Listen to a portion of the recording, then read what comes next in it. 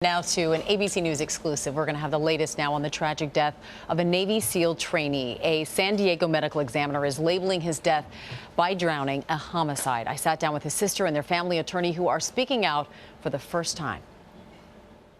James Derek Lovelace was just 1 week into his Navy SEAL training when the unthinkable happened, drowning during a swimming exercise. Why did he want to become a SEAL so badly? He said, "I want to defend my country. I want to fight terrorism." He wanted to help this country and make a difference.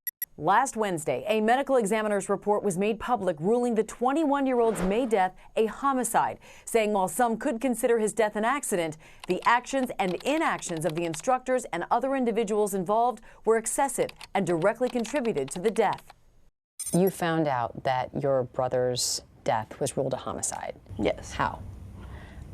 By reading the autopsy report on Facebook. We had no clue that the autopsy report was going to come out and be shown to the public before the family. Navy SEAL training is considered to be the most rigorous training in the U.S. military. While the report says Lovelace was reported to not be a strong swimmer, his family disagrees, saying he sent home letters writing, "The pool here is so nice. I love swimming in it. I'd say I'm one of the most fit guys in here. I'd rather die than quit, so I know I'm going to make it through." I talked to him the day before he passed away. He said he was going through these exercises like nothing. Something wasn't done right.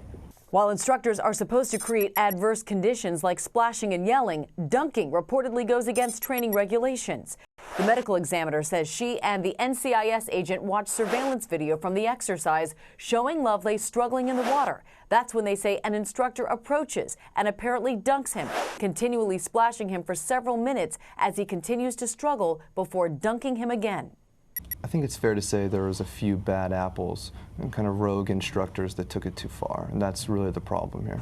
According to the report, he was still breathing when he was eventually pulled out of the pool, but soon turned unresponsive. I think the medical examiners came to their conclusion that the dunking started his initial drowning, and from then on, they caused what happened to him ultimately.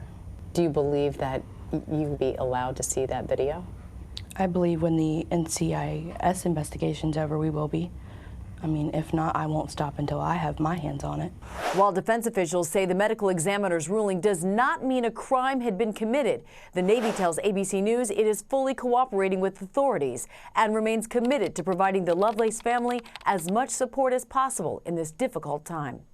What does justice look like to you? I want to see the instructors held accountable for their actions. Derek's sister Lindsay and his girlfriend Rachel are starting a campaign called Justice for Derek. They're raising money for boys who want to become SEALs to go to CrossFit if they can't afford it. Derek had intended to propose to Rachel with his late mother's wedding ring in June. Sadly, he came to such a tragic end there in May. But despite what happened to him, the fact that the family wants to encourage other young men to join the SEALs is pretty remarkable. That's their support for the military, and they know that's what Derek would have wanted. Boy, it certainly is, but they do deserve a lot of answers. They do. Okay, Amy, thanks very much.